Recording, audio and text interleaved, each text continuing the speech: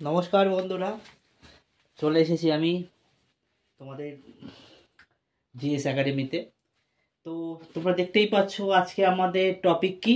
আজকে আমরা কি করাবো না, আমাদের টপিক অবশ্যই তোমরা দেখতে পাচ্ছ মিশন মাধ্যমিক 2025 অ্যান্ড কি লেখা আছে, আর ইউ রেডি। তো যতই দিন যাচ্ছে, আমরা যতই 10ই ফেব্রুয়ারির দিকে এগিয়ে যাচ্ছি, ততই আমাদের কি বলবো, আমাদের যেন উত্তেজনা আরো বেড়েই চলছে, তাই না? তো এই মাধ্যমিক পরীক্ষায় সাফল্য লাভের জন্য দরকার কি? তোমাদের কনসেন্ট্রেশন, তোমাদের একাগ্রতা এবং সঠিকভাবে প্র্যাকটিস। তাই জন্য আমি আমার আগের ভিডিওতে তোমরা নিশ্চয়ই দেখেছো, আমি ডিসকাস করেছিলাম পাটিগণিত নিয়ে, তাই তো। তো আজকে আমরা যেটা ডিসকাস করব সেটা হচ্ছে উপপাদ্য এবং সম্পাদ্য।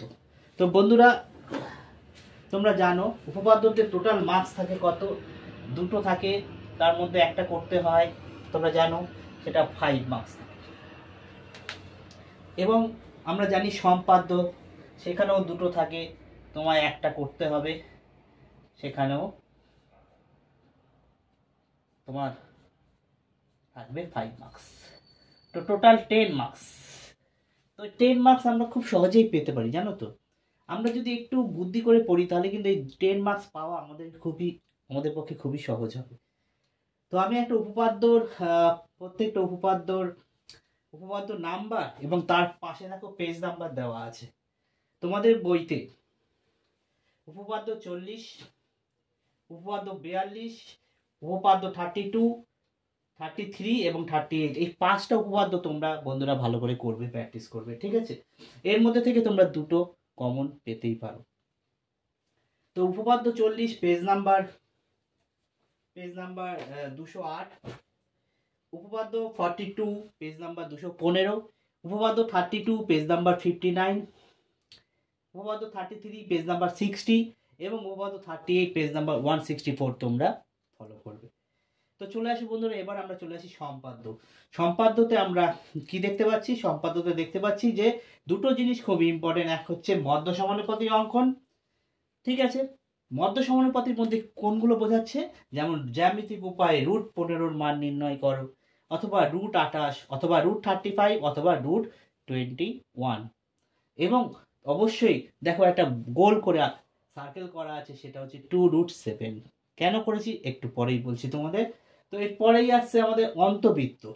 অন্তবৃত্ত তোমরা জানো, এর আগের মাধ্যমিক পরীক্ষায় কিন্তু এসেছিল পরিবৃত্ত, তাই জন্য এবার কিন্তু অন্তবৃত্ত আসতে পারে।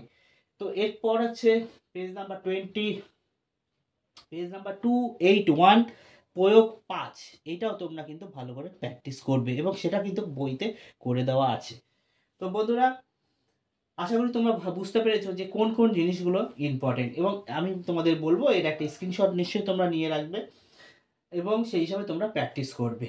তো আমি তোমাদের দেখাই যে 2√7 এর ভ্যালুটা যদি দেওয়া থাকে, আমরা অনেকে ঘাবড়ে যাই যে এটা কি করে করব। আমরা √15 করেছি, 2√28 করেছি, √35 করেছি। তো তার জন্য তোমাদের কি করতে হবে আমি তোমাদের দেখাচ্ছি। ওকে, আমি তোমাদের এক্ষুনি দেখাচ্ছি। কিছুই না, ধরো 2√7 দেওয়া আছে, তো 2√7 কে আমাদের এইরকম কনভার্ট করতে হবে, ঠিক আছে। কিভাবে কনভার্ট করব দেখো। 2√7 মানে তোমরা কি করবে, রুটের এই যে 2 যখন রুটের ভেতরে যাবে তখন কি হবে, ডবল হয়ে যাবে। ধরো 4 আর ভেতরে একটা 7 ছিল, তাহলে তোমার কত দাঁড়ালো? তোমার দাঁড়ালো √28, তাই না? তাহলে এবার তুমি √28 মানে কি? √28 মানে আমরা বলতে পারি 4 × 7। তো এরপরে তুমি একটা রেখা টানবে, সাপোজ একটা রেখা টানবে 4 সেমি, আরেকটা রেখা টানবে 7 সেমি, ঠিক আছে। তারপর কি করতে হয় তোমরা নিশ্চয়ই জানো, কিভাবে আমরা মধ্য সমানুপাতি অঙ্কন করি সেটা তোমরা নিশ্চয়ই দেখেছো। তো এইগুলো আজকের আমাদের যে টপিক, তার মধ্যে আমাদের টপিক ছিল উপপাদ্য এবং সম্পাদ্য, সেটা আমরা অলরেডি ডিসকাস করলাম। তো আমাদের নেক্সট আপকামিং সেশনে আমরা কিন্তু কি আলোচনা করব বন্ধুরা? হ্যাঁ, ঠিকই ধরেছো, ত্রিকোণমিতি নিয়ে আমরা আলোচনা করব, কারণ ত্রিকোণমিতিও কিন্তু অনেক নাম্বার মাধ্যমিকে থাকে। তো আশা করি তোমরা বুঝতে পেরেছো। যদি কোনো সমস্যা হয় তোমরা নিশ্চয়ই জানাবে। আর এর মধ্যে যদি কোনো কিছু বুঝতে অসুবিধা হয় তাহলে নিশ্চয়ই কিন্তু তোমরা আমাকে জানাবে, ঠিক আছে? তো আজকে বন্ধুরা এই অবধি। আবার আমরা দু একদিনের মধ্যেই তোমাদের সাথে তোমাদের সামনে আসবো, কি নিয়ে না, ত্রিকোণমিতি নিয়ে আসবো। ওকে, ধন্যবাদ সকলকে।